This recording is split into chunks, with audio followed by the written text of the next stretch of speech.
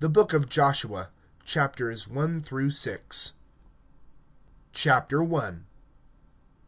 It was after the death of Moses, the servant of the Ever-Living, that the Ever-Living spoke to Joshua the son of Nun, the lieutenant of Moses, saying, My servant Moses has died. Therefore you arise, cross the Jordan, you and all the people, to the country I will give to them.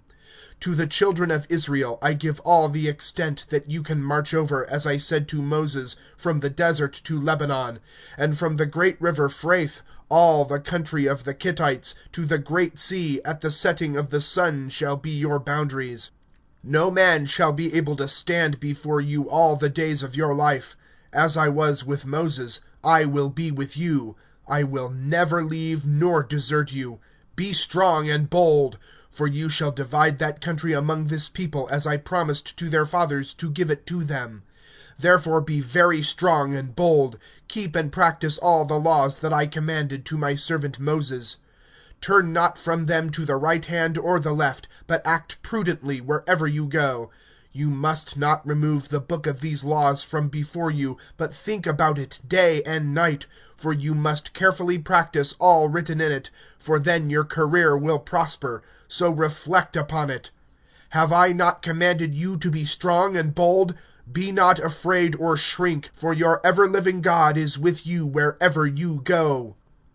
Joshua consequently ordered the officers of the people, saying, Go through the midst of the camp, and command the people thus: Prepare yourselves to march. For at 3 days from now you must pass over the Jordan, to go to possess the country that your ever-living God has given you to hold. But to the Reubenites, and to the Gadites, and the half-tribe of Manasseh, Joshua issued this order: Remember the command that Moses the servant of the Ever-Living gave to you, saying, Your ever-living God measured out and gave you this country. Your wives and children and flocks shall remain in the country which Moses gave to you on this side Jordan. But you must pass over armed before your brothers, with all the strength of your army, and help them, until the Ever-Living has measured out to your brothers, as he has to you, and they also are put into possession of the country which your ever-living God has given to them. Then you may return to the country you possess, and hold that which Moses the servant of the Ever-Living gave to you, on the side of the Jordan toward the sun-rising. And they replied to Joshua, We will do all that you order us, and wherever you send us we will go. Exactly as we listened to Moses we will listen to you, because your ever-living God is with you, as he was with Moses. Every man who rebels against you and will not obey your commands in whatever you order shall die. Therefore be strong and bold. Chapter 2. Joshua then sent 2 men from his officers with secret instructions, saying, Go examine the country of Jericho. So they went and arrived at the house of a woman named Rahab, an innkeeper, and lodged there.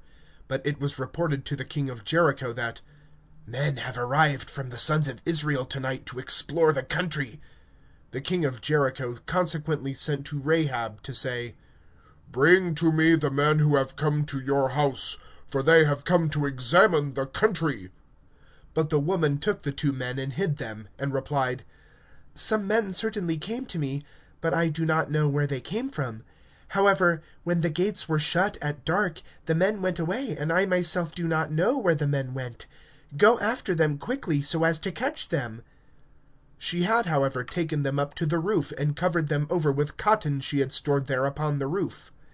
The messengers accordingly pursued after them towards the Jordan, to the fords, and the gates were shut after them as soon as they went out in pursuit. But they were in hiding.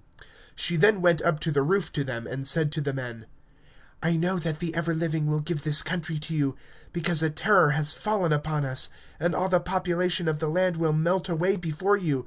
For we have heard how the Ever-Living caused the waters of the Red Sea to dry up when you came out from the Mitzrayim, and what you have done to the 2 kings of the Amorites who were beyond the Jordan, to Sihon and to Og, how you gave them to destruction.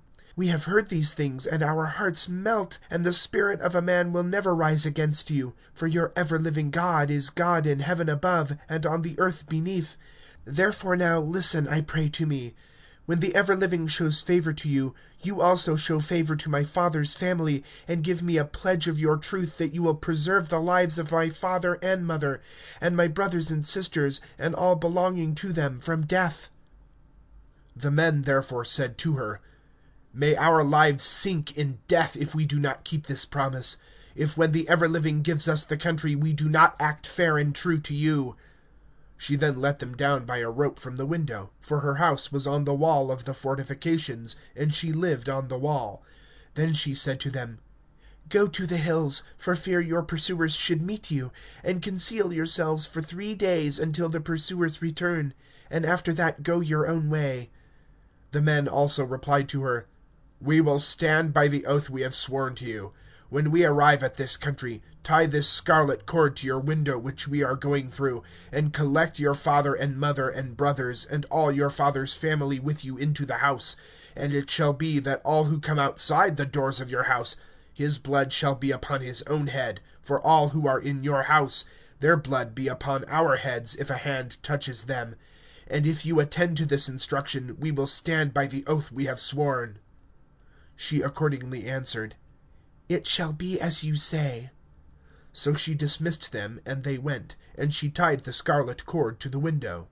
So they proceeded and arrived at the hills, and stayed there 3 days, until the return of the pursuers, who sought them in all the roads, but found them not. Then the 2 men descended from the hills, and crossed the fords, and came to Joshua the son of Nun, and reported to him all these events, and said to Joshua, "The ever-living will give all the country to our hands, and will also dissolve the whole of the population of the land before us." Chapter 3. Joshua accordingly arose in the morning, and marched from the acacia woods, and advanced to the Jordan, and all the sons of Israel with him, and halted near the fords. And there, 3 days afterwards, the officers mustered the camp at daybreak, and ordered the people, "When you see the ark of the covenant of your ever-living God, and the priests and Levites carrying it, march from your stations and follow it. However, the ever-living interposes between you and it 2,000 cubits space. Approach not to it, except so that you may know the way that it goes, for you will not proceed by the way you did yesterday." Joshua also commanded the people to sanctify themselves, for on the next day the ever-living would do wonders among them. Then Joshua commanded the priests, "Take the ark of the covenant, and proceed, and march before the people carrying the ark of the covenant." The ever-living also said to Joshua, "I will begin to make you great today in the eyes of all Israel, who shall learn that as I was with Moses, so I am with you. So now command the priests who bear the ark of the covenant, and say, When you come to the middle of the stream of the Jordan, stand still in the torrent." Joshua consequently said to the sons of Israel, "Now approach and hear the commands of your ever-living God." Then Joshua added, "By these you will learn that a living God is amongst you, and that he will drive the Canaanites, and the Hittites, and the Hivites, and the Perizzites, and the Girgashites, and the Amorites, and the Jebusites from before you. Look, the ark of the covenant of the prince of the whole earth passes before you to the Jordan. So now select for yourselves 12 men from the tribes of Israel, 1 man from each. And when the soles of the feet of the priests who bear the ark of the covenant of the ever-living, the prince of the whole earth, touch the stream of the Jordan, the waters will cease coming down from above. Then the people shall march from their camps, and pass over the Jordan, with the priests bearing the ark of the covenant before the people." So when the bearers of the ark arrived at the Jordan, and the feet of the priests who bore the ark were splashing in the middle of the waters of the Jordan, and the Jordan is full over all its banks during the time of harvest, the waters descending from above stood still. Below they also stood for a distance from Adam to the wood which is near Zarthon. But the water flowed down from off the ford at the king's stream completely, and the people crossed over towards Jericho. And the priests who carried the ark of the covenant of the ever-living stood firmly on dry land in the middle of the torrent, and all Israel passed over on dry land until all the forces had passed the Jordan. Chapter 4. But when all the forces had finished passing the Jordan, then the ever-living said to Joshua, Select for yourself from the people 12 men, a man from each tribe, and order them to take from the bed of the Jordan, from where the feet of the priests stand, 12 stones, and carry them over with you, and place them at the lodgment where you will lodge tonight. Joshua consequently summoned 12 men, whom he appointed from the sons of Israel, a man from every tribe.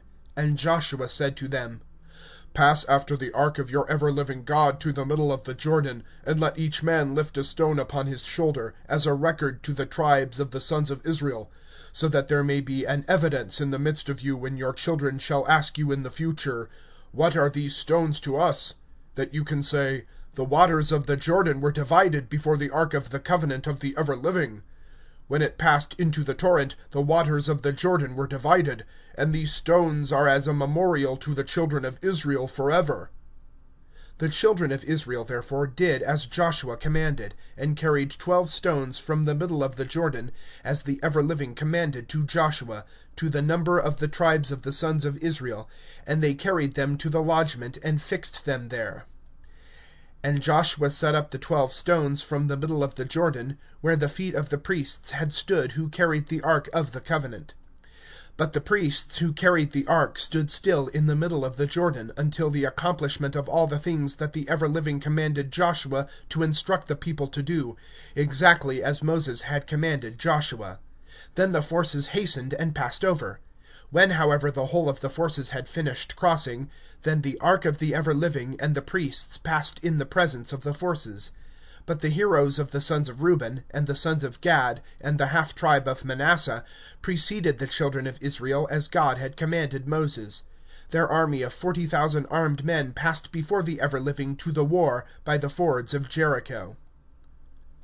On that day the ever-living made Joshua great in the eyes of all Israel, and they feared him as they had feared Moses all his life.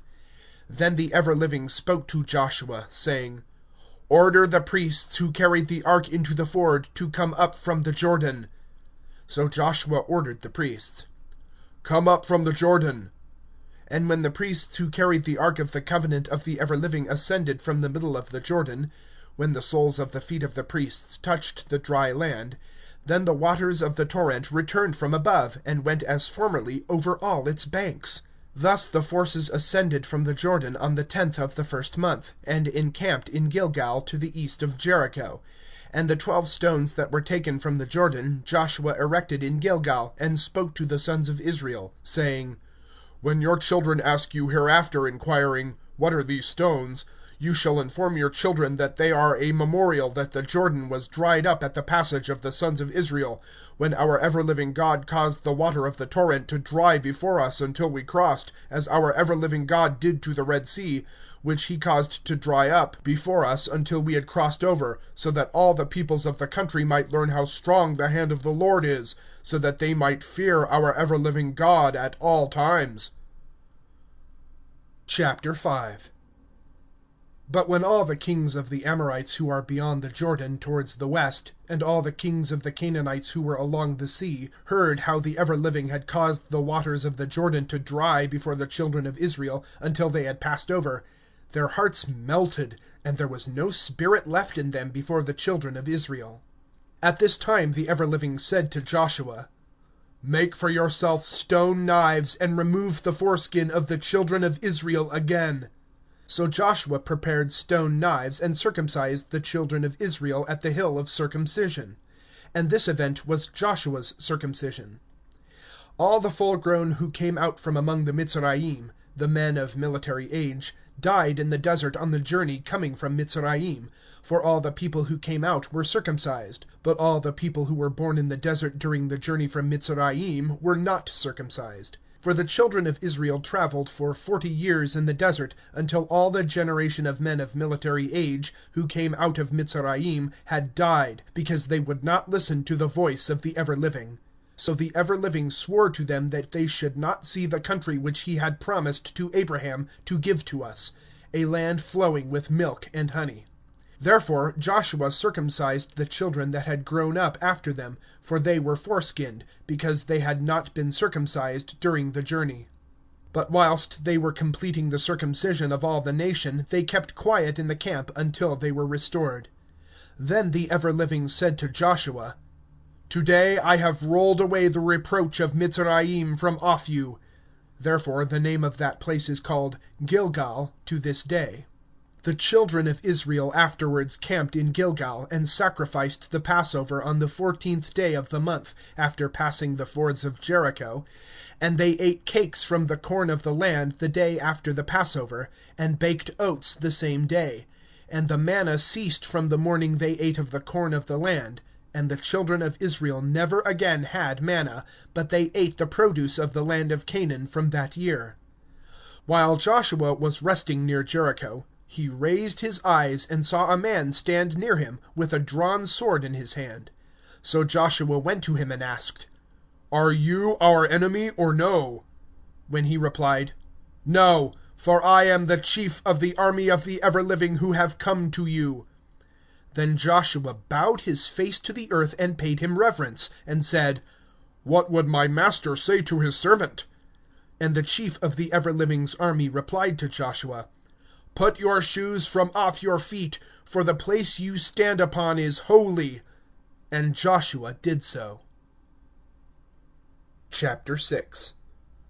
But Jericho shut itself up, and it was shut up before the children of Israel. None came out, and none went in. Then the ever-living said to Joshua, "I have given Jericho to your hand, with the royal commanders of its power. Therefore let all the troops march round the walls of the city in a circle. Do this for 6 days. But on the 7th let the priests take the 7 trumpets of the Jubilee from before the ark. And on the 7th encirclement of the city, after the 7th time, the priests shall sound with the trumpets, and at the crash of the horns of Jubilee, at the sound of the voice of the trumpets, all the forces shall shout with a great shout, when the walls of the city will fall down, and the people shall go up, each ahead of himself."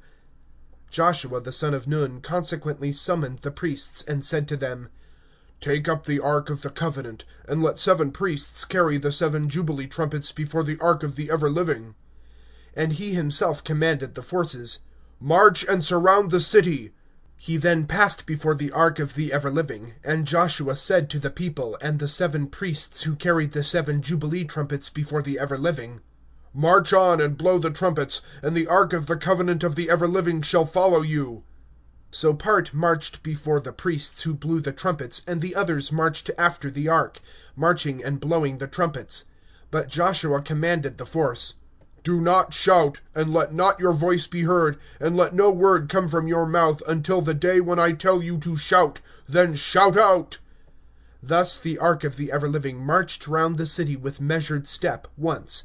Then they returned to the camp, and rested in the camp. When Joshua arose next morning, the priests took up the ark of the ever-living, and 7 priests took the 7 jubilee trumpets from before the ark.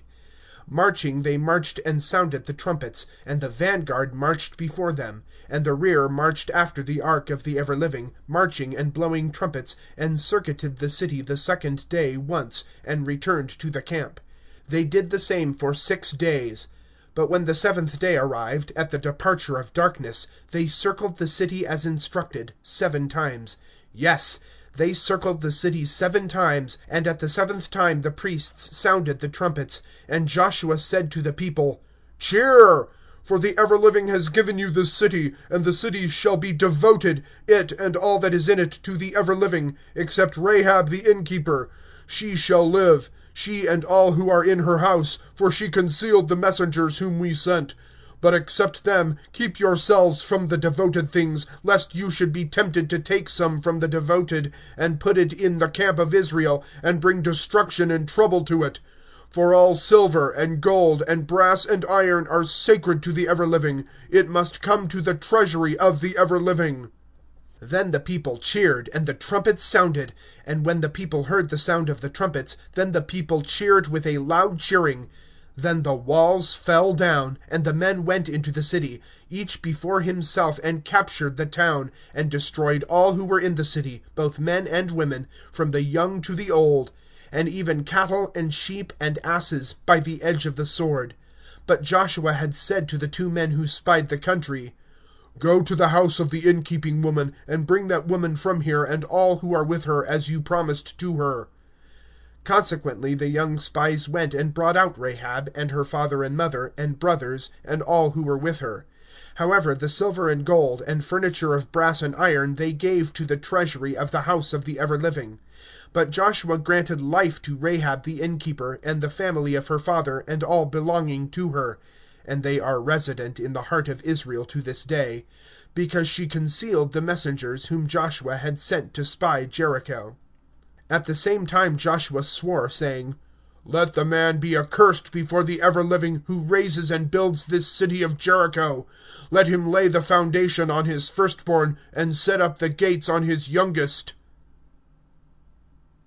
The end of chapters 1 through 6 of the book of Joshua.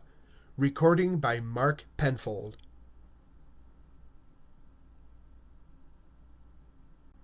The book of Joshua, chapters 7 through 12. Chapter 7. But the children of Israel were faithless about the devoted property. And Achan, the descendant of Carmi, the descendant of Zabdi, the son of Zarach, of the tribe of Judah, took some of the devoted, and the anger of the ever-living burnt at the children of Israel. Joshua then sent men from Jericho to Ai, which was near Beth-aven, to the east of Bethel, and instructed them, "Go and examine the country."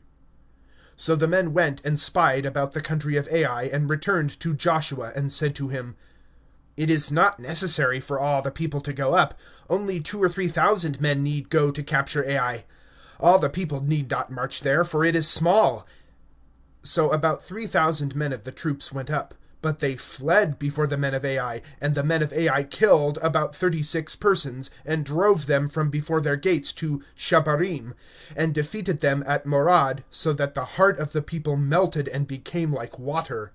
Joshua consequently tore his robes, and fell upon his face to the earth before the ark of the ever-living, until the dusk. He and the judges of Israel also threw dust on their heads. And Joshua exclaimed, "Ah, Lord of life! Why have you brought the people over the Jordan to give us to the hand of the Amorites to destroy us, when we would have been content to remain on the other side of the torrent? For myself, Almighty, what can I say when Israel turns to flight before its enemies? When all the Canaanites and the population of the country hear it, and surround us, and cut off our name from the earth? Who will then make your name great?" But the ever-living replied to Joshua, "Arouse yourself! Why are you fallen on your face? Israel has sinned, and has broken the covenant I commanded them, and have taken from the devoted property, and plundered it, and hidden it, and put it amongst the baggage. Therefore the sons of Israel were not able to stand before their enemies. They fled before the faces of their enemies, because there is sacred property with them. Let it not continue with them, if they would not be destroyed by the sacred property amongst you. Arise, sanctify the people, and say, Sanctify yourselves for tomorrow, for thus says the ever-living God of Israel, There is sacred property in your breast, Israel. You will not be able to stand before your enemies until you have cast out the sacred things from your breast. Therefore let them approach in the morning by tribes and families, and the tribe that is intercepted by the ever-living, let it approach by families, and the family that is intercepted by the ever-living, let it approach by houses, and the house that is intercepted by the ever-living, let it approach by individuals, and he who is intercepted shall be burnt in fire, with all belonging to him. For he has broken the covenant of the ever-living, and whoever has done it shall be destroyed from Israel. Joshua accordingly arose at daybreak, and Israel marched past by its tribes, and the tribe of Judah was intercepted. Then the families of Judah approached, and the families of the Zarachites were intercepted. Then the family of Zarach approached by houses, and Zabdi was intercepted. Then the house of Zabdi approached by individuals, and Achan, the son of Carmi, the son of Zabdi, the son of Zarach of the tribe of Judah, was intercepted. Joshua then said to Achan, My son, return thanks now to the ever-living God of Israel, and giving thanks to him, confess, I pray, to me what you have done. Hide it not from me. So Achan answered Joshua and said, I have certainly sinned against the ever-living God of Israel, and I have done like this, and like this, when I saw a cloak of Shinar peculiarly beautiful, and 200 shekels of silver, and a wedge of gold of 50 shekels weight. I desired, and took them, and hid them in a box in my tent, and the silver is in it. Joshua therefore sent messengers who ran to the tent, and saw the box in the tent, and the money in it. So they took it from within the tent, and brought it to Joshua, and to all the sons of Israel, and they poured it out before the ever-living.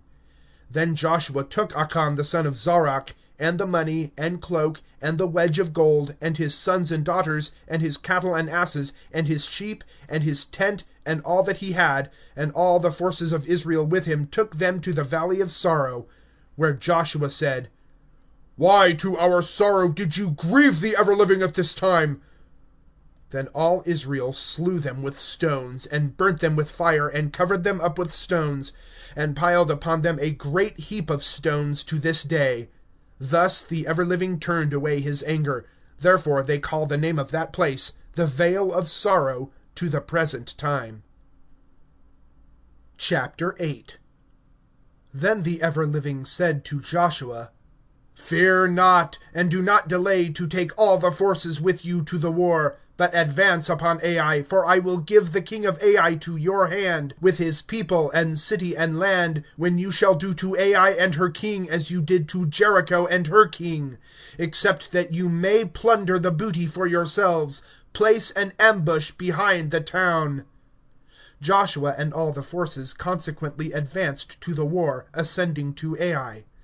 Joshua, however, selected 30,000 men, the best of the army, and sent them by night, instructing them thus: Be careful to lie in ambush behind the town, not very far from the city, and all of you be steady, while I and the main body of the forces with me will advance to the town, and when they come to oppose us, as formerly, we will retreat before them, so that they may follow after us till we separate them from the city.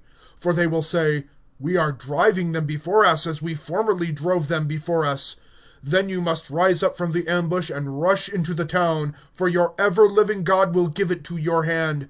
But when you have seized the place, set the city on fire, as the ever-living commands you to do. Mind, I have instructed you. Joshua dispatched them thus, and they went to the ambuscade, and halted there between Bethel and Ai, to the west of Ai. But Joshua remained that night in the midst of the forces. Joshua, however, arose at daybreak and brigaded the army, and he and the officers of Israel advanced against Ai. And the whole body of the army that was with him advanced, and approached, and came near to the city, to assail Ai from the north. Now there was a valley between them and Ai. He had previously taken about 5,000 men, and placed them in ambush between Bethel and Ai on the west of the town. Thus the main body of the army rested on the north of the town, with its ambuscade at the west of the city, whilst Joshua marched by night through the valley. But when the king of Ai perceived it, he hastened and arose, and the man came out of Ai to oppose Israel in battle with all his forces in the open plain. But he knew not of the ambush behind the city. Joshua and his Israelite army, however, retreated before them, and retired towards the desert. Then all the people who were in the town shouted to run after them. So they ran after Joshua, and separated themselves from the city. And there was not a man left in Ai and Bethel who did not go out after Israel. Thus they left the city unguarded, to chase after Israel. Then the ever-living said to Joshua, Extend the javelin that is in your hand towards Ai, for I will give it into your power. So Joshua extended the javelin which was in his hand to the city, and the ambush arose immediately from its place, and ran with outstretched hand to the town, and captured it, and instantly fired the city. Then the men of Ai turned and looked, and saw the smoke go up from the city to the sky, and that there was no direction in which they could fly, one way or the other. So our forces, retreating to the desert, turned from their retreat. When Joshua and the Israelite army saw that the ambuscaders had captured the city, because the smoke went up from the town, they turned and charged on to the men of Ai, and the others came out from the city to attack them. Thus they were with Israel on both sides, front and rear, and they fought until only a remnant fled and escaped. But the king of Ai was taken alive and brought to Joshua, and when Israel had finished slaying all the people of Ai in the field of the desert to which they had fled, and all had fallen to death by the edge of the sword, the army of Israel turned back to Ai and struck it with the edge of the sword. And the number who fell on that day, of men and women, were 12,000, all people of Ai. For Joshua did not withdraw his hand with the extended javelin until they had destroyed all the population of Ai. However, the cattle and the furniture of the town Israel plundered for themselves, as the ever-living had said when he instructed Joshua. Joshua also burnt Ai, and made it a ruin forever, as it is to this day. And he hung the king of Ai on a tree until the dusk. But when the sun went down, Joshua commanded, and they lowered the corpse from the tree, and laid it at the open gate of the city, and piled upon it a great heap of stones. They remain to this day.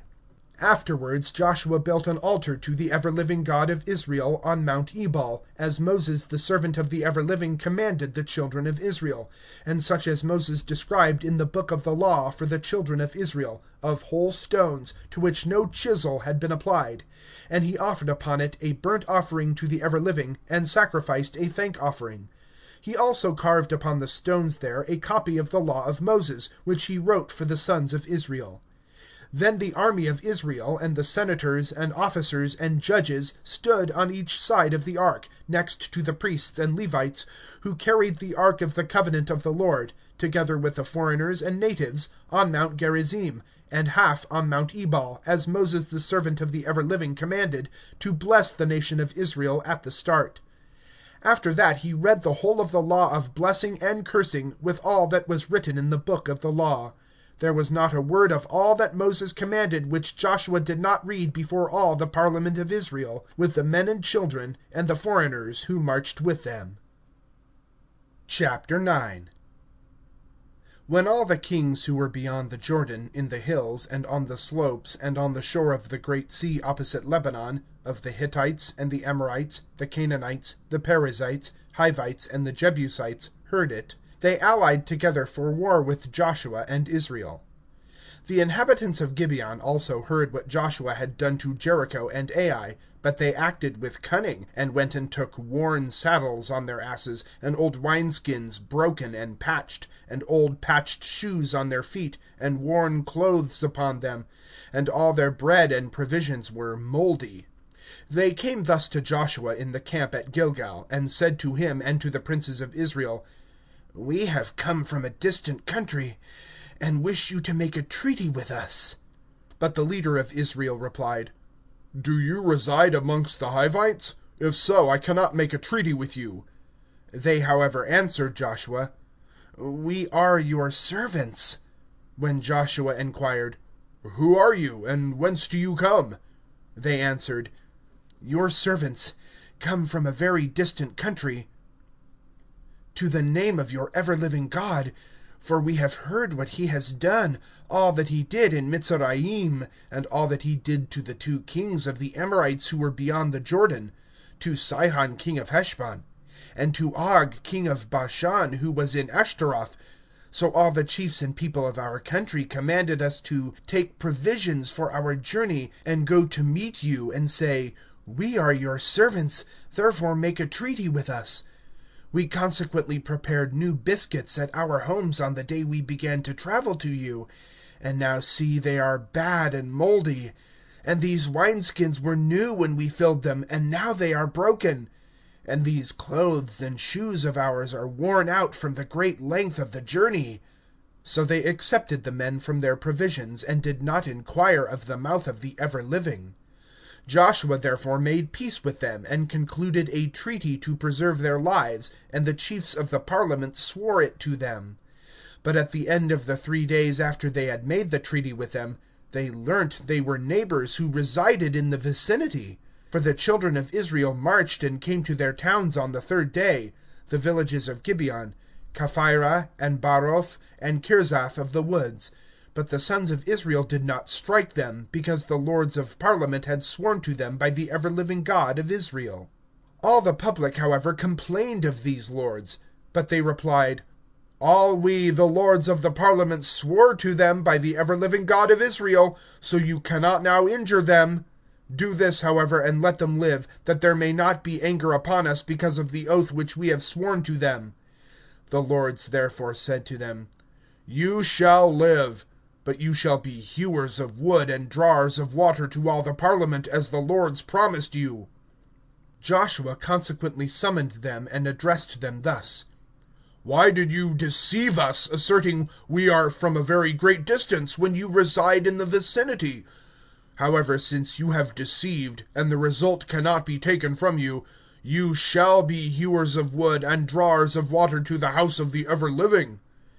They, however, answered Joshua and said, Because it was clear to your servants that your ever-living God had promised to his servant Moses to give all this country to you, and to destroy all the inhabitants of the land before you, we feared greatly for our lives in your presence, therefore we did this. And now we are in your hand for good. Do with us what is right in your eyes to do. So he showed kindness to them, and protected them from the hands of the children of Israel, that they should not kill them. But Joshua gave them at the same time to be hewers of wood and drawers of water for the parliament and for the altar of the ever-living to this day, at the place which might be chosen. Chapter 10. But when Adoni-Zedek, king of Jerusalem, heard that Joshua had captured Ai and had burnt it, and as he had done to Jericho and her king, so he had done to Ai and her king, and that the inhabitants of Gibeon had made peace with the children of Israel as they were approaching them, he feared much, for Gibeon was a great city, like one of the capital cities, because it was larger than Ai, and all its leaders were brave. Adoni-Zedek, the king of Jerusalem, consequently sent to Hoham, king of Hebron, and to Piram, king of Yarmouth, and to Yaphiah, king of Lachish, and to Debir, king of Aglon, saying, Come to me and help me, and we will attack Gibeon, for it has made peace with Joshua and the children of Israel. They assembled in consequence, and the 5 kings of the Amorites, the king of Jerusalem, the king of Hebron, the king of Yarmouth, the king of Lachish, the king of Aglon, they and all their forces, encamped against Gibeon, and made war upon it. But the men of Gibeon sent to Joshua at the camp in Gilgal, saying, Drop not your hands from your servants. Come immediately to us to save us and help us, for all the kings of the Amorites in the hills have collected against us. So Joshua ascended from Gilgal, he and all the army with him, and all the generals of the forces. The ever-living also said to Joshua, Fear not for them, for I have given them into your hand. Not a man shall stand before you. So Joshua came upon them suddenly, marching all night from Gilgal, and the ever-living defeated them before Israel, and routed them with a great rout from Gibeon, and pursued them towards the ascent of Beth Horon, and defeated them at Azrakah and at Makdah. And as they fled before Israel in the plain of Beth Horon, the ever-living sent great stones upon them from the skies at Azrakah, and more were killed by the stones that hailed down than the children of Israel slew with the sword.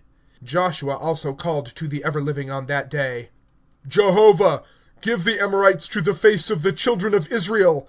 And he added, Sun, in the eyes of Israel be still at Gibeon, and moon, in the valley of Ilon. And the sun and moon stood still till the nation had mastered its foes. Is not this recorded in the true records, that the sun stood still in the mid-sky, and hastened not to set for about a full day? And there has not been such an event before it, or since it, for the ever-living to listen to the voice of a man. But the ever-living fought for Israel. Joshua and the forces of Israel afterwards returned to the camp at Gilgal. But those 5 kings retreated and hid themselves in a cave at Makkedah, and it was reported to Joshua, The 5 kings have been found concealed in a cave in Makkedah. So Joshua said, Roll great stones to the mouth of the cave, and place a guard of men over it to watch it. But you others stop not following your enemies, and cut off their rear. Do not attack their towns, for the ever-living God will give them to your hand. So when Joshua and the sons of Israel had completed the conquest of them by absolute defeat, and the raiders had raided them, then they attacked the fortified cities. And afterwards all the force returned to Joshua at the camp of Makkedah in peace, and no man sharpened his tongue against the children of Israel. After that Joshua commanded to open the mouth of the cave, and they did so, and to bring out those 5 kings from the cave to him. They did so, and brought the 5 kings to him, the king of Jerusalem, the king of Hebron, the king of Yarmouth, the king of Lachish, the king of Aglon. And when the kings were brought out to Joshua, Joshua summoned all the leaders of Israel, and ordered the commanding officers of the army to approach, and put their feet upon their necks. Joshua also addressed them, saying, "Fear not, and let not your courage fail, for the ever-living will do thus to all your enemies when you fight with them." And after that Joshua degraded them, and hung them on 5 trees. And they hung upon the trees until the dusk. But when the time of sunset came, Joshua commanded, and they were lowered from the trees, and laid in the cave where they had concealed themselves. And they piled great stones at the mouth of the cave. They remain to this day. At the same period Joshua captured Makkedah, and he devoted its territory and all its population he spared not from ruin, but did to the king of Makkedah as he had done to the king of Jericho. Joshua afterwards advanced with the forces of Israel from Makkedah to Libnah, and besieged Libnah, and the ever-living also gave that into the hand of Israel with its territory. And he struck with the edge of the sword all the persons in it. He did not reserve it from plunder, and did to its king as he had done to the king of Jericho. Joshua next advanced, and the forces of Israel with him, from Libnah to Lachish, and encamped against and besieged it. And the ever-living gave Lachish into the power of Israel, and they captured it on the 2nd day, and gave no quarter to the people in it, exactly as to Libnah. At this period Horam the king of Gezar advanced to help Lachish, but Joshua defeated him, and the people with him, until nothing but a wreck was left. Joshua and the army of Israel with him next advanced from Lachish to Aglon, and encamped against, and assaulted, and captured it at once, and gave no quarter to all the men in it.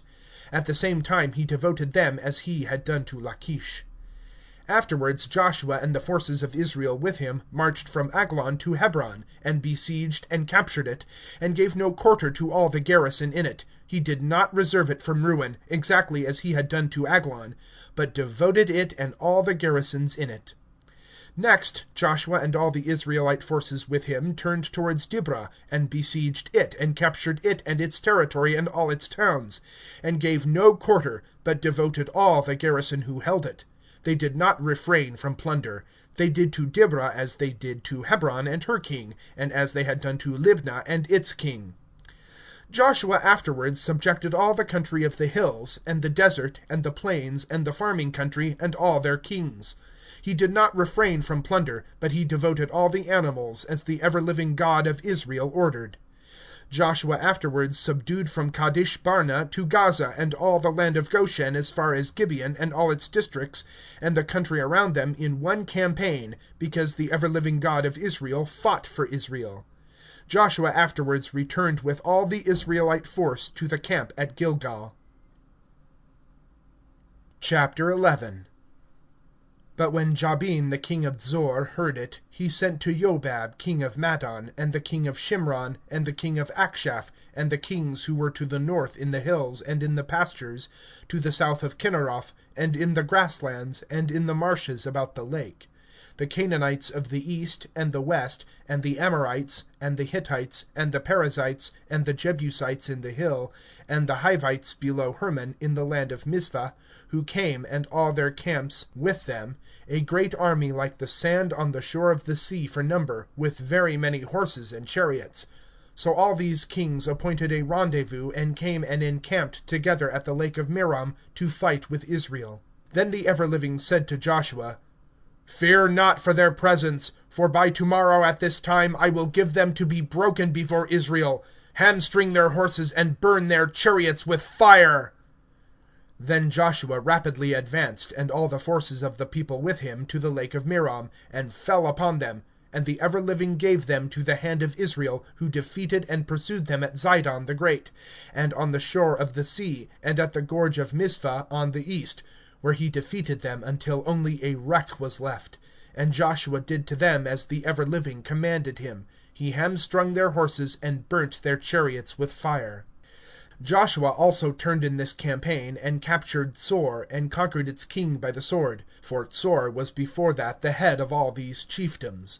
Therefore he gave no quarter to its garrison, he devoted all to the edge of the sword, he left not a breath, but burnt Tsor with fire. And all the chiefdoms and all the districts around it Joshua captured, and subdued them by the sword, devoting them as Moses the servant of the ever-living commanded. But the plunder of all these towns, and the cattle, the children of Israel looted for themselves, except that they put the men to the sword to destroy them. There remained none breathing. As the ever-living commanded to Moses his servant, so Moses commanded to Joshua, and so Joshua did. He did not reject a word that the ever-living commanded to Moses. Consequently Joshua obtained permission of all the country of the hills, and all the south, and all the land of Goshen, and the slopes, and the desert, and the hill of Israel with its slopes, from the border hills to the ascent of Seir, and from Baal-gad to the gorge of Lebanon below the hill of Hermon. He captured and completely subdued the whole of their territories. Joshua was a long period making war against those districts. No city came peaceably to the children of Israel except the Hivites who inhabited Gibeon. The rest were taken by war. But this was from the ever-living, who emboldened their hearts to oppose Israel in war to devote them, so that they might not find mercy, for they were to be destroyed, as the ever-living commanded Moses. About the same period Joshua went and conquered the Anakim in the highlands, in Hebron, in Debir, in Anab, and in all the highlands of Judah, and all the highlands of Israel. Joshua devoted them with their cities. He left none of the Anakim in the country of the children of Israel, except they were left in Azah, in Gath, and Ashdod. Thus Joshua took possession, in the way the ever-living commanded to Moses, after which Joshua allotted to Israel the districts for their tribes, and the country rested from war. Chapter 12. Now these are the kingdoms of the country which the children of Israel conquered, and seized their territories on the other side of Jordan towards the rising sun, from the river Arnon to Mount Hermon, and all the pastures to the east. Sihon, king of the Amorites, who resided in Heshbon, ruling from Aroer, which is on the banks of the river Arnon, and on an island in the river, and half of Gilead, as far as the river Jabbok, which river bounds the Ammonites to the pastures on the lake of Kinneroth towards the east, and to the lake of the pastures, the salt lake, easterly as far as Yashimoth and Beth-Ammon, below the torrents of Pisgah. And the boundaries of Og king of Bashan were, from the border of the Rephaim, who resided in Ashtaroth and Adrai, who ruled in Mount Hermon, and in Salcah, and in all Bashan, to the boundaries of the Geshurites, and the Maacathai, and the half of Gilead, to the bounds of Sihon king of Heshbon. Moses the servant of the ever-living, and the children of Israel conquered them, and Moses the servant of the ever-living gave them into the possession of the Reubenites, and Gadites, and the half-tribe of Manasseh.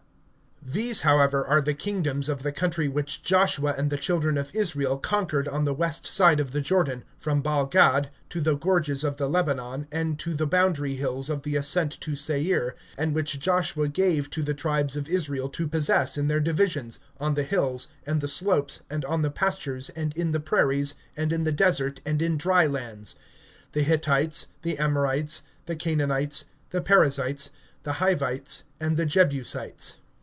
The king of Jericho, 1. The king of Ai, who resided in Beth-el, 1. The king of Jerusalem, 1. The king of Hebron, 1. The king of Yarmouth, 1. The king of Lachish, 1. The king of Aglon, 1. The king of Gezer, 1. The king of Debir, 1.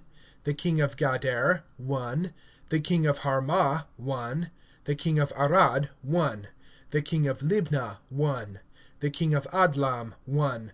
The king of Makdah, 1. The king of Beth-el, 1. The king of Thaphach, 1. The king of Kephir, 1. The king of Aphak, 1. The king of Lashran, 1.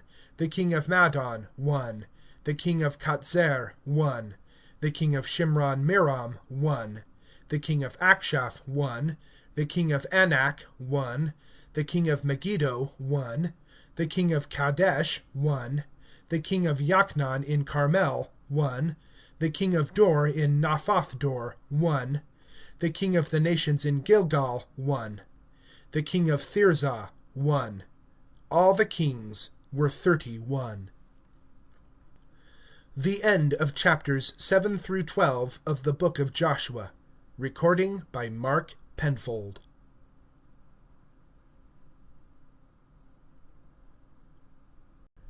The book of Joshua, chapters 13 through 18. Chapter 13.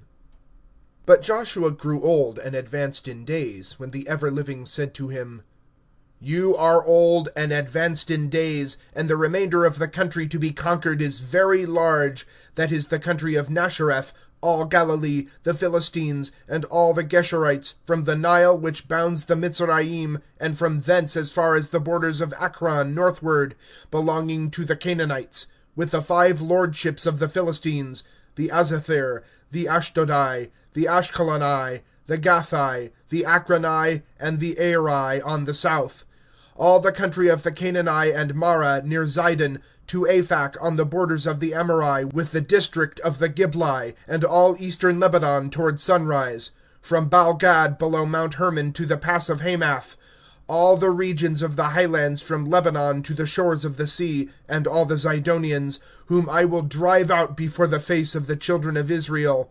Therefore assign to Israel their allotments as I command you. Consequently, divide this country into districts for the 9½ tribes to possess, because the Reubenites and the Gadites took their districts which Moses gave them over the Jordan eastward. Moses, the servant of the ever-living, fixed for them, from Aroer, that is on the bank of the river Arnon, and the town in the middle of the river, and all the plain of Midbah to Dibon, with all the towns of Sihon king of the Amorites, who was king in Heshbon to the border of the Beni Ammon, with Gilad and the borders of the Girgashites, and the Maccathites, and the hill of Hermon, and all Heshbon, to Salcah, all the territories of Og in Bashan, who was king in Ashtaroth and Adrai, with the remains of the Rephaim, which Moses subdued and seized.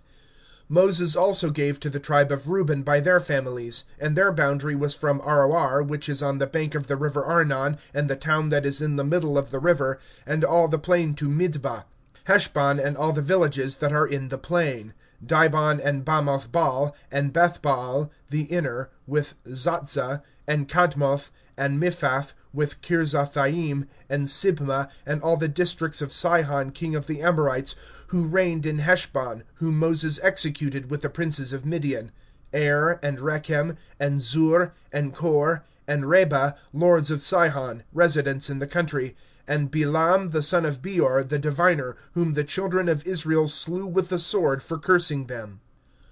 These were the boundaries of the sons of Reuben. They began at the Jordan, which completed the boundary of the allotments of the sons of Reuben for their families, in their towns and in their suburbs. Moses also gave to the tribe of Gad, the sons of Gad, for their families. And their boundary was Jazer, and all the towns of Gilad, and half the country of the children of Ammon to Aroer, which is opposite Rabbah, and from Heshbon to Ramoth, to Mizpah and Betonim, and from Machanim to the boundary at Debir, then from the vale of Beth Aram, and Beth Minrah, and Sukkoth, and North Zather, from the districts of Sihon king of Heshbon, to the Jordan, and the boundary ended at the lake of Kinneroth, on the eastward beyond the Jordan. This was the district of the sons of Gad for their families, with the villages and their suburbs. Moses also gave to the half-tribe of Manasseh for the families of the half-tribe of the sons of Manasseh. And their boundaries were from Machanim to Bashan, all the kingdoms of Og king of Bashan, with all the villages on the river which is in Bashan, 60 towns, with the half of Gilad, and Ashtaroth, and Adrai, villages of the kingdom of Og in Bashan, to the sons of Machir the son of Manasseh, for division to the sons of Machir for their families. This was the district of Manasseh from Arboth of Moab beyond the Jordan, eastward of Jericho. But to the tribe of Levi Moses gave no portion. The ever-living God of Israel is their portion, as he said to them. Chapter 14. But these are the portions of the children of Israel which were allotted to them by Eleazar the priest, and Joshua the son of Nun, and the chiefs of the tribes of the children of Israel. They assigned them by lot, as the ever-living commanded by the medium of Moses, to the 9½ tribes, because Moses had given portions to 2½ tribes beyond the Jordan, and to the Levites no portion was given amongst them. The sons of Joseph, however, were 2 tribes, Manasseh and Ephraim, but no portion was given to the Levites in their country, except towns for residence, and pastures for their cattle. As the ever-living commanded Moses, the children of Israel did when they divided the country. The sons of Judah, however, approached Joshua in Gilgal, and Caleb the son of Jephunneh the Kenizzite said to him, "Probably you will remember the word which the ever-living spoke to Moses the man of God about you and myself at Kadesh Barnea. I was 40 years old when Moses the servant of the ever-living sent me from Kadesh Barnea to spy the country, and I brought him back a report such as was in my heart. But my companions who went with me melted the heart of the people, whilst I was strong for my ever-living God. So Moses swore in that day, saying, The country that you have been to survey shall be your estate, and your children's forever, for you are full after the ever-living God. And now look, as Jehovah lives with me since that word was spoken, it is 45 years from the time the ever-living commanded that promise by Moses while Israel wandered in the desert. So look now, I am today 85 years old, yet I am today as strong as on the day Moses sent me out. I am strong yet, and as bold now for war, both to march out and to return again. Therefore give to me that high land that the ever-living promised at that time, for the Anakim are there and have great fortified cities. If the ever-living is with me, then he will drive them out, as the ever-living promised." So Joshua blessed him and gave to Caleb the son of Jephunneh Hebron as an estate. Consequently Hebron has belonged to Caleb the son of Jephunneh the Kenizzite as his portion to this day, because he was full after the ever-living God of Israel. The country, then, was quiet from war. Chapter 15. And the boundary of the tribe of Judah for their families was from the border of Eden, from the desert of Zin on the south, to the limits of Thimon. And their southern border ran from the side of the Salt Sea, on the bay running south of the ascent of Akrabin, and passing over at Zin, and ascending from the south to Kadesh Barnea, then passing from Katzahan, and ascending to Adair, where it turned to Karka. Thence passing to Aizmon, and ascending the river of Mitzrayim, and the termination of the boundary is at the sea. This is their southern boundary. But the eastern boundary is the Salt Lake to the mouth of the Jordan, and the boundary on the north side is from the bay of that lake at the mouth of the Jordan, where the border ascends to Beth Kagla, and passes on the north of Beth Arba, where the boundary ascends to Abenban of the Beni Reuben. Thence the boundary ascends to Debir from the vale of Achor, and to the northward to Gilgal, where it touches the ascent of Admin, which is to the south of the river. Whence the border passes to the brook of the Sunwell, and its termination is at the Spies Well. Thence the boundary ascends by the vale of Ben Hinnom to the cliff of the Jebusites, which is south of Jerusalem, whence the line ascends to the top of the hill, which is opposite the vale of Hinnom, westward, which is the boundary of the Rephaim northwards. Then the line is drawn from the top of the hill to the source of the brook Nephthok, and goes to the village of Mount Aphron, where the boundary ascends to Krith Jarim, where the line turns from the ascent westwards to Mount Seir, and passes the cliff of Mount Jarim from the north to Kesalon, and descends to Beth Shemesh, and passes to Timnah. Then the boundary comes to the cliff of Akron on the north, and the line draws on to Shikron, and passes the hill of Bala, and comes to Jabnal, which is the termination of the boundary on the west. But the western boundary is the Great Sea. This is the boundary of the sons of Judah, including their families. But to Caleb the son of Jephunneh an estate was given amongst the sons of Judah, by command of the ever-living to Joshua, of the 4 cities of Ani the Anak. And Caleb drove out from there the 3 sons of Anak, Shishai, and Achiman, and Thalmai, the descendants of Anak. Then he descended from there to the people of Debir, where Caleb said, Whoever conquers Krith Sepher and captures it, I will give him Axa my daughter for a wife. And Othniel the son of Kenaz, the brother of Caleb, captured it, and he gave him Axa his daughter as a wife. But when she came, he persuaded her to ask her father for a farm. So she dismounted from her ass, when Caleb asked her, What is it?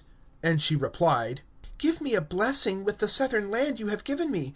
Give me springs of water." He therefore gave her the upper springs and lower springs. These are the possessions of the sons of Judah for their families. These villages were on the borders of the tribe of the children of Judah on the border of Edom towards the south: Kebzal, and Adar, and Jagir, and Kena, and Dimona, and Adada, and Kadesh, and Katzor, Ithran, Zuph, and Telem, and Baloth, Katzer, and Kadatha, and Kiriath, Katzron, Amam, and Shema, and Molda, and Katzergada, and Kashman, and Beth-Phalit, and Katzer the lower, and Barsheba, and Beziothia, Bala, and Azim, and Atzam, and Altalad, and Kesil, and Karmah, and Ziklag, and Madmana, and Sinsana, and Lebanth, and Shilkim, and Ain, and Rimmon, Kal Adma, Asrim, and Thisha, and Ketzihan, Bashphila, Ashthaul, and Surah, and Ashua, and Zenoch, and Anibanim, Thafok, and Ainam, Jarmuth, and Adlam, Soka, and Azka, and Sharim, and Arithaim, and Gadra, and Gadothaim, 14 towns, and Katzraben, Sinan, and Kardasha, and Migdal-gad, and Dilan, and Mitzvah, and Zakthal, Lachish, and Batskath, and Aglon, and Kabon, and Lachmas, and Kithlish, and Gadaroth, Beth-dagon, and Nama, and Makkedah, 16 towns and villages, Libnah, and Athar, and Ashan, and Japhthach, and Ashna, and Netzib, and Calaph, Achzite, and Marashah, 10 towns and villages, Akron and its daughters and villages, from Akron and westward all that is about Ashdod and its villages, Ashdod and its daughters and villages, Azah and its daughters and villages to the river of Mitzrayim and the shore of the Great Sea, and in the highlands Shamir, and Jether, and Soka, Dana, and Kiriath-sanah, and Anab, and Ashthina, and Anim, and Goshen, and Kolon, and Gila, 11 towns and their villages, Arad, and Dinah, and Ashon, and Janum, and Beth-Taphokah, and Aphakah, and Kumta, and Kiriath Arba, and Izar, 10 towns with their villages, Inner Carmel, and Ziph, and Yota, and Israel, and Jokdom, and Zanok, Hakin, Geba, and Timnah, 10 towns with their villages, Kalkul, Beth-tsur, and Gider, and Marth, and Beth-anoth, and Elthakon, 6 towns and their villages, Krith-baal, and Arba, 2 towns and their villages. In the wilderness, Beth-arba, Midin, and Shakah, and Nibshan, and Amalak, and Ain Gedi. But the Jebusai continued in Jerusalem. The children of Judah were not able to expel them, so the Jebusai continue to reside amongst the sons of Judah in Jerusalem to this time. Chapter 16. The lot for the sons of Joseph came from the Jordan at Jericho. From the east of the brook of Jericho in the desert, it ascended from Jericho to the hill of Beth-el, then went from Beth-el to Luz, where the boundary passed as far as Ataroth, where the boundary descended westward towards Zephleti, to the border of Beth-horon the lower, and then to Gezer, and that was its termination to the west, and the sons of Joseph, Manasseh and Ephraim, inherited it. But there was a boundary for the sons of Ephraim with their families, and the limit of their portion from the east was Ataroth-ader to Beth-horon the upper, and the boundary went towards the west to Miknathoth, from Zephon, where the line turned eastward to Thanath-shiloh, and passed from it to Janokah, and descended from Janokah to Ataroth and Naratha, and Phagah to Jericho, and arrived at the Jordan. From Thaphakkah the boundary went west of the river Kana, and its termination was west of this river for the tribe of the sons of Ephraim with their families.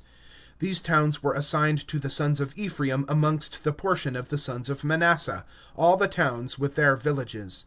They did not, however, expel the Canaanites who dwelt in Gezer.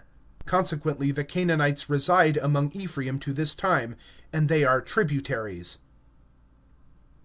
Chapter 17. But the bounds of the tribe of Manasseh, who was the firstborn son of Joseph, were To Machir, the elder son of Manasseh, the father of Gilead, who was a great general, was given Gilead and Bashan, and to the other sons of Manasseh with their families. To the sons of Eleazar, and the sons of Kolech, and the sons of Asrael, and the sons of Shechem, and the sons of Kepher, and the sons of Shemida, the sons of Manasseh, the son of Joseph the Great, with their families. And Zelophehad, the son of Kephir, the son of Gilead, the son of Machir, the son of Manasseh, had no sons, but only daughters. The names of his daughters were Maachah, and Noah, Kaglah, Milcah, and Thirzah, who approached the presence of Eleazar the priest, and the presence of Joshua the son of Nun, and the presence of the princes, saying, "The ever-living commanded to Moses to give us an estate amongst our relatives."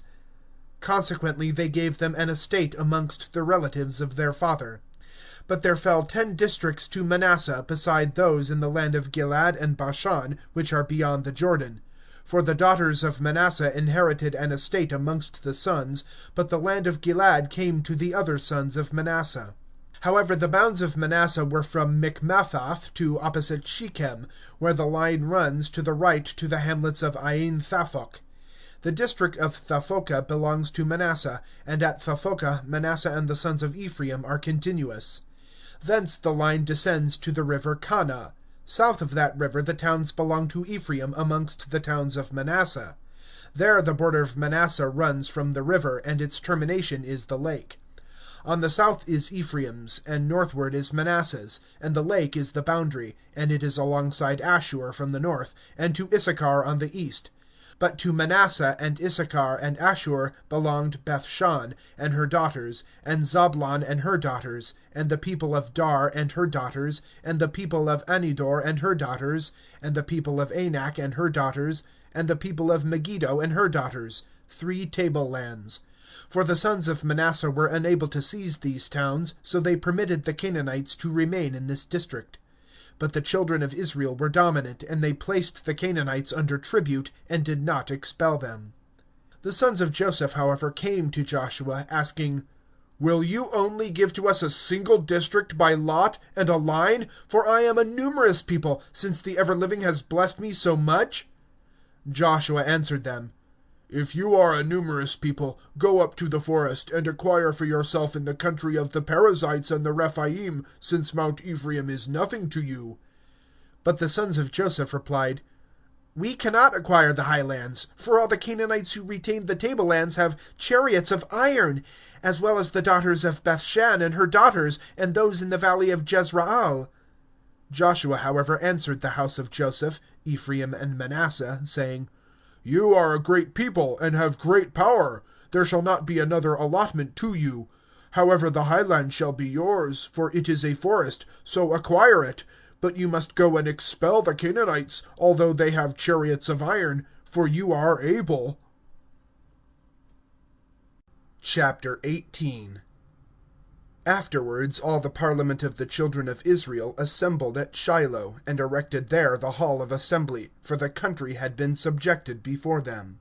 But there remained 7 tribes of the children of Israel who had not received their districts. So Joshua said to the sons of Israel, "Till when will you delay to go and seize the country which the ever-living God of your fathers gave to you? Choose for yourselves 3 men, princes from each tribe, and I will send them, and they shall go over the country and map it into districts for you, and then come to me. They must divide it into 7 portions. Judah has had his bounds fixed from the south, and the house of Joseph has had its bounds fixed from the north. So you must map out the country into 7 parts, and come back to me here, and I will draw the lots for you before your ever-living God. However, there is no share for the Levites amongst you.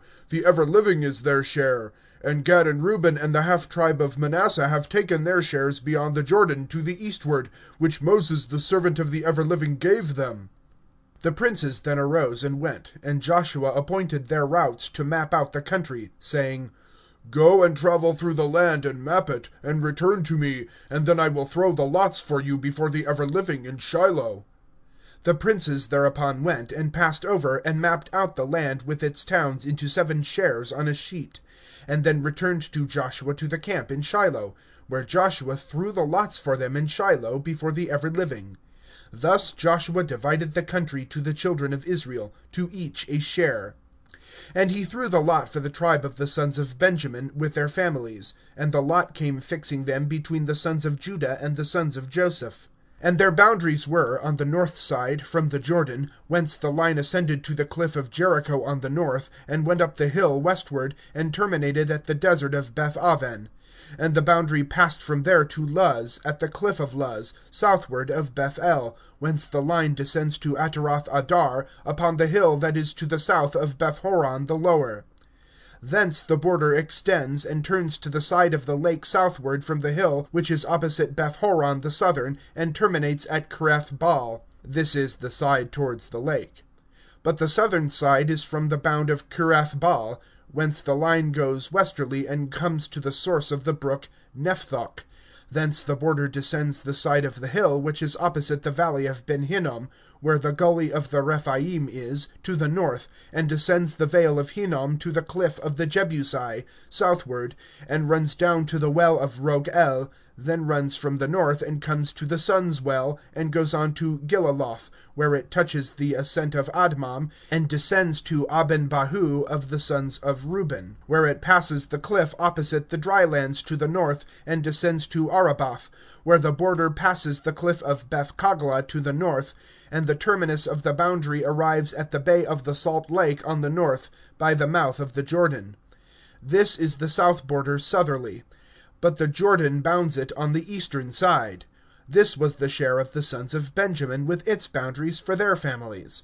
The towns of the sons of Benjamin for their families were Jericho, and Beth-kagla, and Amach-katzitz, and Beth-arba, and Zemaraim, and Beth-el, and Hairim, and Parah, and Aphrah, and Kephir, Amam, Aphur, and Gaba, 12 towns with their villages. Gibeon, and Harmah, and Baroth, and Mitzvah, and Kephirah, and Motzah, and Rekim, and Irphal, and Thiralah, and Selah, Aleph, and Jebusai, Gibrab, and Krith, 14 towns with their villages. This was the share of the sons of Benjamin for their families. The end of chapters 13 through 18 of the book of Joshua. Recording by Mark Penfold.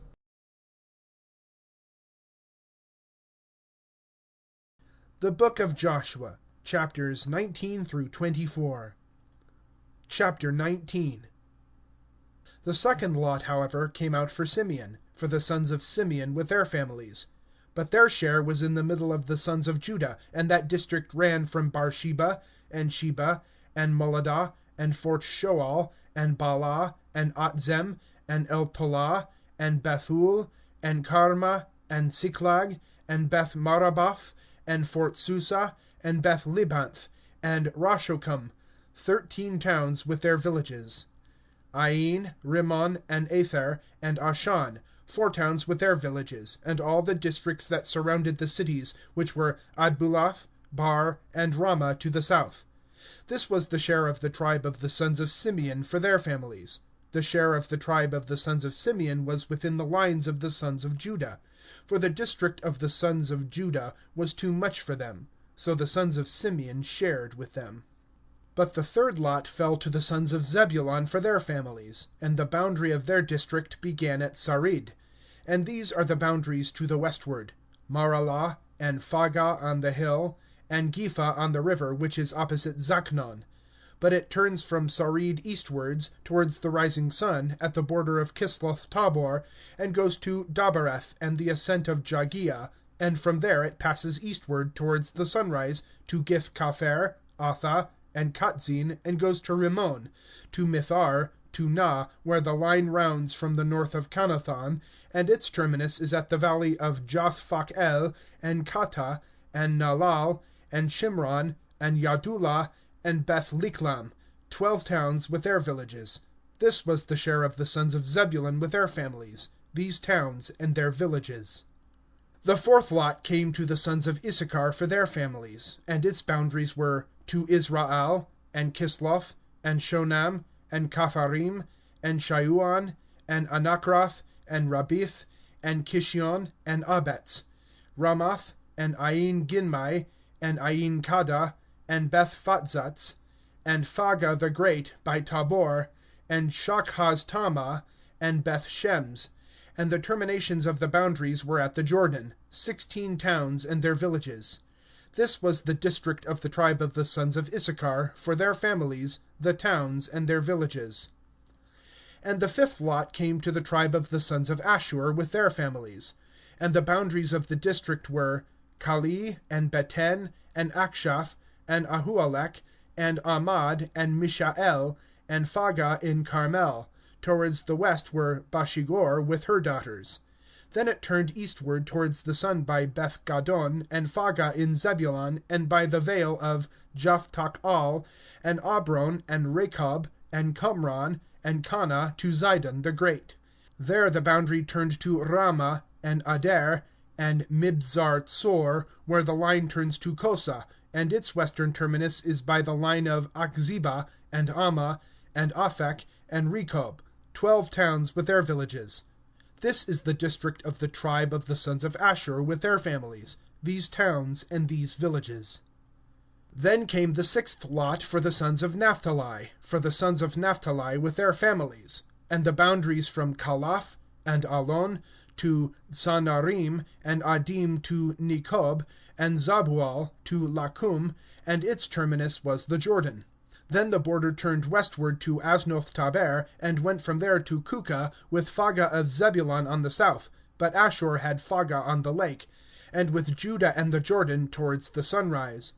And the towns were Mibsar, Tsadim, Tsor, with Kamath, Rakaph, and Kinneroth, and Admah, and Romah, and Katzor, and Kadesh, and Adaroi, and An-Katzer, and Iraim, and Migdad-al, Karem, and Beth-Anath, and Beth-Shemesh, 19 towns with their villages.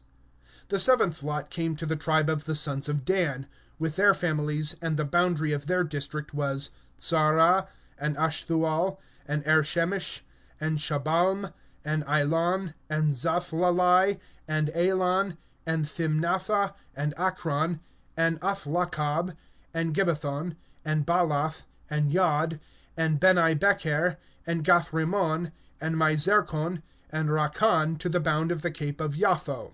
This was the district of the tribe of the sons of Dan for their families, these towns with their villages. Thus the division of the country was completed, with the boundaries, and the children of Israel were given their shares by Joshua the son of Nun whilst with them. They gave to him by command of the ever-living the city that is called Timnath-Serach on Mount Ephraim, and he built the town and resided in it. These are the districts which Eleazar the priest and Joshua the son of Nun assigned, with the chiefs of the tribes of the children of Israel by lot, at Shiloh, before the ever-living, in the open hall of assembly, when they made the division of the country. Chapter 20. The ever-living afterwards spoke to Joshua, commanding, Speak to the children of Israel to say, Fix for yourselves the cities of refuge, which I commanded you by the medium of Moses, so that the manslayer who has struck a life by accident unintentionally may fly there, so that you may have a refuge for yourselves from the avenger of blood by flying to one of those cities. He can then stand in the open court of the city, and state in the hearing of the magistrates of that town his case, when they shall admit him to the town to themselves, and appoint him a place and residence with them. But if the avenger of blood pursues after him, then they must protect the manslayer from his hand, if he struck his neighbor unintentionally, and did not hate him before it. He shall, however, stay in that city until he can be placed before the court to be judged, or until the death of the high priest who may be in those days, when the manslayer may return and go to his own village and house, to the village from whence he fled. They consequently consecrated Kadesh in Galilee in the highlands of Naphtali, and Shechem in Mount Ephraim, and Kiriath Arba in the highlands of Judah. And beyond the Jordan east of Jericho, they gave Betzer in the desert of the plain, for the tribe of Reuben, and Ramoth Gilead for the tribe of Gad, and Gilon in Bashan for the tribe of Manasseh. These cities were to be open to all the children of Israel and to the foreigner to fly to, whoever struck a life, so that they might not die by the hand of the avenger of blood, until they had been placed before a court of justice. Chapter 21. The chief fathers of the Levites also approached Eleazar the priest, and Joshua the son of Nun, and the chief fathers of the tribes of the children of Israel, and addressed them in Shiloh in the land of Canaan, saying, The ever-living commanded by the medium of Moses to give residential towns to us, and pasture for our cattle. So the children of Israel gave to the Levites from their districts, by command of the ever-living, these cities and their pasture lands. When the lot was drawn for the family of the Cathai, it came for the sons of Aaron the priest, of the Levites, from the tribe of Judah, and from the tribe of Simeon, and from the tribe of Benjamin, 16 towns by lot. But for the other sons of Caph, with their families, from the tribe of Ephraim, and from the tribe of Dan, and from the half-tribe of Manasseh, 10 cities by lot. But to the sons of Gershon with their families, from the tribe of Issachar, and from the tribe of Asher, and from the tribe of Naphtali, and from the half-tribe of Manasseh, 13 cities. To the sons of Merari with their families, from the tribe of Reuben, and from the tribe of Gad, and from the tribe of Zebulun, 12 cities. So the children of Israel gave these cities by lot to the Levites, with their pasture lands, as the ever-living commanded by means of Moses. But the tribe of the sons of Judah and the tribe of the sons of Simeon gave these towns, which are recited by name, and they were for the sons of Aaron of the family of the Cathai, of the sons of Levi, for the first lot came to them. Consequently they gave to them Kireth Arba, he was the father of Anak, in the highlands of Judah. But the pastures around it, and the farms of the city, and the villages around it they gave to Caleb the son of Jephunneh as his own estate. But to the sons of Aaron the priest they gave the city of refuge for the manslayer, at Hebron, with its pasturage, and Libnah with its pasturage, and Ether with its pasturage, and Eshtemoa with its pasturage, and Colon with its pasturage, and Debir with its pasturage, and Ain with its pasturage, and Juttah with its pasturage, and Beth Shemesh with its pasturage, 10 cities from those 2 tribes. And from the tribe of Benjamin, Gibeon with its pasturage, and Geba with its pasturage, and Anathoth with its pasturage, and Almon with its pasturage, 4 towns. All the towns of the sons of Aaron the priest were 13 towns with their pasturage. And to the family of the sons of Kehath with the other Levites, beside the sons of Caph, towns were allotted to them from the tribe of Ephraim, and they gave them the cities of refuge for the manslayer, Shechem, with its pasturage in Mount Ephraim, and Gezer with its pastures, and Kibsin with its pastures, and Beth-horon with its pastures, 4 towns. And from the tribe of Dan, Althaka with its pastures, and Gibthon with its pastures, and Ailon with its pastures, Beth-rimmon with its pastures, 4 towns. And from the half-tribe of Manasseh, Anak with its pastures, and Gathrimmon with its pastures, 2 towns. In all 10 towns with their pastures, to the family of the sons of Kehath with others. And to the sons of Gershon of the family of the Levites they gave from the half-tribe of Manasseh as a city of refuge for the manslayer, Golan in Bashan with its pasturage, and Bashthera with its pasturage, 2 towns. And from the tribe of Issachar, Kishion with its pastures, and Dabroth with its pastures, Jarmuth with its pastures, Ain Ganim with its pastures, 4 towns. And from the tribe of Ashur, Mishal with its pastures, Abdon with its pastures, Kilkath with its pastures, and Rechab with its pastures, 4 towns. And from the tribe of Naphtali, as the city of refuge for the manslayer, Kadesh in Galilee with its pastures, and Kamoth-dad with its pasturage, and Carthan with its pasturage, 3 towns. All the towns of the family of Gershon were 13 towns with their pasturage. And to the family of the sons of Merari with other Levites they gave from the tribe of Zebulun, Jokneam with its pasturage, Kartha and its pasturage, Dimnah with its pasturage, Naalal and its pasturage, 4 towns. And from the tribe of Gad, a city of refuge for the manslayer, Ramoth in Gilad with its pastures, and Machnim with its pastures, Heshbon with its pastures, Jazer with its pastures, in all 4 towns.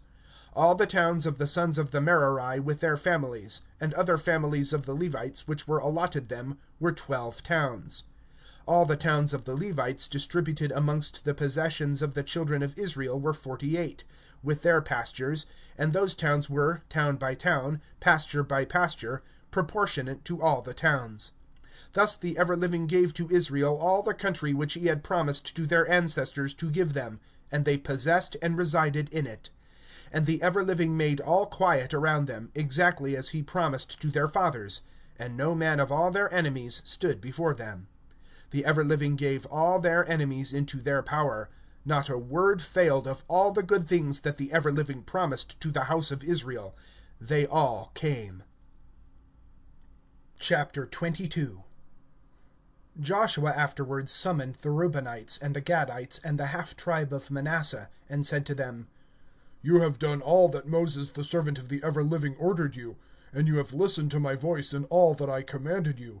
You have not forsaken your brothers during this long period until this day, and you have done the work your ever-living God ordered you.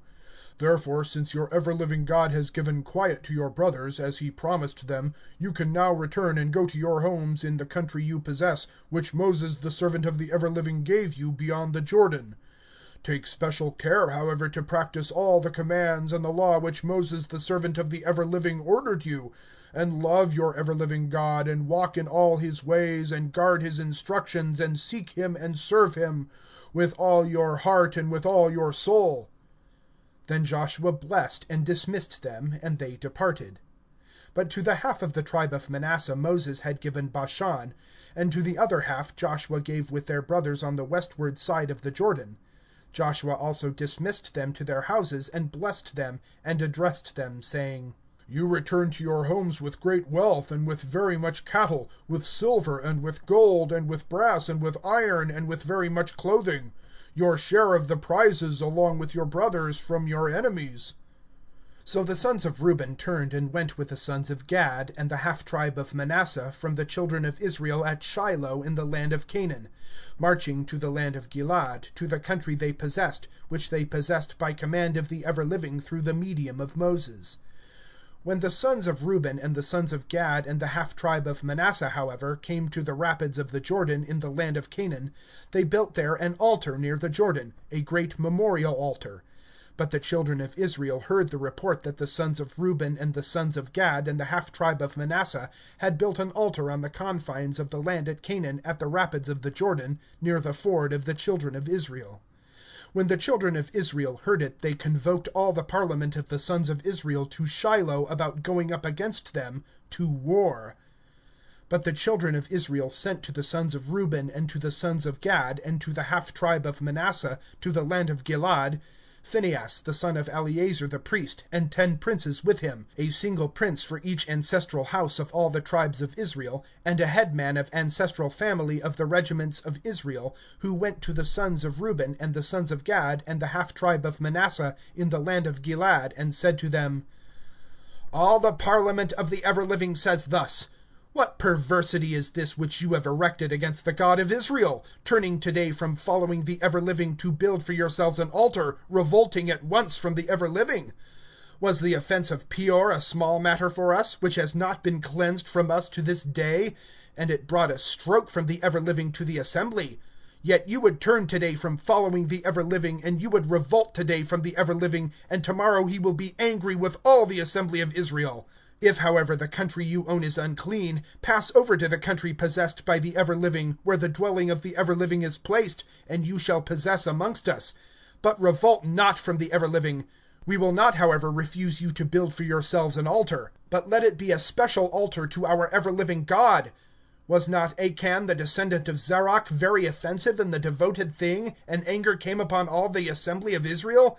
And did not that same man die for his fault?" The sons of Reuben and the sons of Gad and the half-tribe of Manasseh, however, replied to the heads of the regiments of Israel, "By the God of gods, by the ever-living God of gods, the ever-living himself knows, and Israel itself should know if it is for revolt or if it is for offense to the ever-living. Then let us not be spared today for building for ourselves an altar, if we have turned from following the ever-living. But it is not sought for the object of offering offerings and gifts, and to make offerings and sacrifices of thanks to the ever-living himself. Was it not for the following event we did it, saying, Tomorrow, if your children say to our sons, What is the ever-living God of Israel to you? when the ever-living gave boundaries to our children and your children, the sons of Reuben and the sons of Gad at the Jordan. You have no part in the ever-living. And thus your children might prevent our children from ever seeing the ever-living. So we said to ourselves, let us build this altar, not for offerings and not for sacrifice, but for it to lie between us and you and to the generations after us, to serve as a witness for our rights in the service of the ever-living, to present to him our offerings and sacrifices and peace offerings, that your children may not say to our children tomorrow, you have no part in the ever-living. So that it may be replied when they say thus to us, or to our descendants hereafter, we can answer, look at this building in the form of the altar of the ever-living which our fathers made, not for offering or for sacrifice, but as a bond between us and you. We reject the idea from us of revolting from the ever-living, or turning today from following the ever-living, or building an altar for offering and sacrifice, apart from the altar of the ever-living God who dwells before us. When Phinehas the son of Eleazar the priest, and all the princes of the parliament, and the heads of the regiments of Israel with them, heard the declarations of the sons of Reuben, and the sons of Gad, and the sons of Manasseh, Phinehas the son of Eleazar the priest said to the sons of Reuben, and the sons of Gad, and the sons of Manasseh, we learn today that the ever-living is in the midst of us, since you have not offended the ever-living with an offense. Thus you have saved the children of Israel from the hand of the ever-living.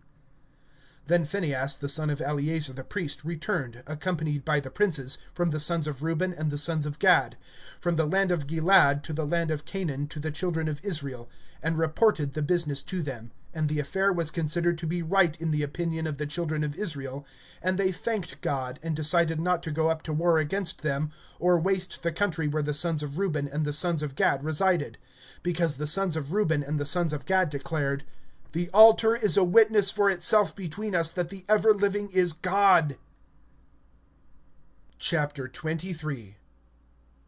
It was some time after the ever-living had given to Israel rest from all its enemies around, and Joshua had become by that time old, that Joshua convoked the representatives of Israel by its magistrates and chiefs, and judges, and registrars, and said to them, I am old, I am advanced in days, and you have seen all that your ever-living God has done to all these nations before you, for your ever-living God has apportioned them to you. You have seen how I have subdued to you these different nations for your tribes to divide, all the nations that I conquered from the Jordan to the great sea of the setting sun. Your ever-living God himself terrified them, and drove them before you, and expelled them from the country as your ever-living God promised you. Therefore set yourselves firmly to keep and to do all that is written in the books of the laws of Moses, and never turn from them to the right hand or the left, and never go with the remnant of these different nations amongst whom you reside, to remember the name of their gods, or to swear by them, or serve them, or worship them, but adhere to your ever-living God, as you have done until today. For the ever-living has driven before you great and strong nations, and none have stood before you to this day. Every man of you has chased 1,000, for your ever-living God himself fought for you as he promised. Therefore carefully guard your souls to love your ever-living God, for if you turn and degrade yourselves like these other nations, these men amongst you, and worship with them and intermix yourselves with them, know for a certainty that your ever-living God will not continue driving these nations out before you, but they will become a trap and a snare and a whip to torture you, and thorns in your eyes to destroy you from off this beautiful land which your ever-living God has given you. But now, for myself, I am soon going the way of all the earth, so assure yourselves with all your heart and all your soul that not a single word will fail of all the beautiful promises that your ever-living God has promised to you. All will come, not a single word of them will fail. But it will happen that as all the good promises which your ever-living God promised will come to you, in the same way the ever-living will bring upon you the whole of his threats until he wastes you from off this beautiful land, which your ever-living God has given you, upon your abandoning the covenant of your ever-living God which he made with you, and you go and serve other gods and bow down to them. Then the anger of the ever-living will burn against you and destroy you quickly from off the beautiful land he has given you. Chapter 24. Joshua afterwards collected all the tribes of Israel at Shechem, and summoned the nobles of Israel, and the chiefs, and the judges, and the registrars, and stationed them before the ever-living. Then Joshua again addressed all the people. Thus says the ever-living, who is the God of Israel: Your ancestors dwelt beyond the river from of old, until Terah, the father of Abraham and father of Nahor, where they served other gods. But I took Abraham your ancestor from the other side of the river, and caused him to travel over all the country of Canaan. But I held back his race, yet gave him Isaac. I also gave Isaac Jacob and Esau, and gave to Esau Mount Seir to reign over, but caused Jacob and his sons to descend to the Mitzrayim. I afterwards sent Moses and Aaron, and struck the Egyptians by what I did to their very souls, and after that I brought you out.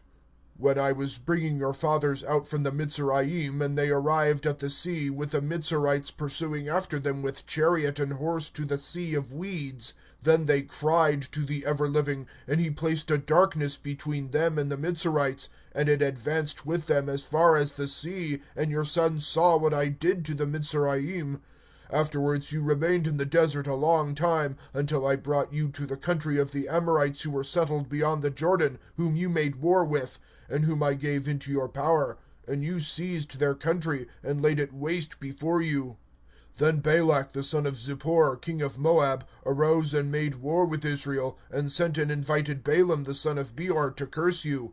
But I was not willing to listen to Balaam, and he blessed you, and I delivered you from his hand.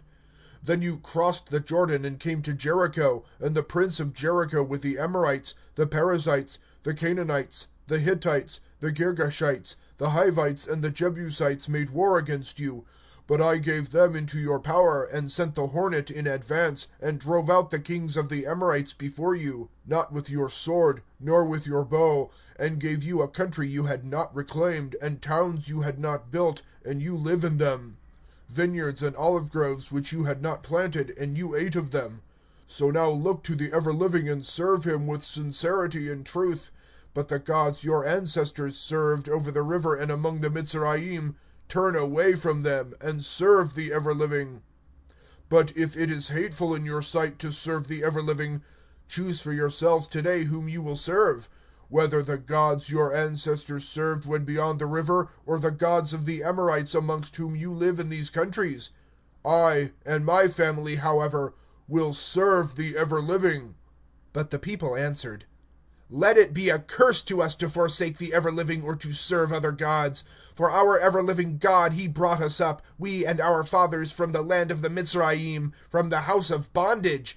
And he did the great wonders before our eyes, and guarded us in all the way we traveled, and amongst all the nations through whose midst we passed.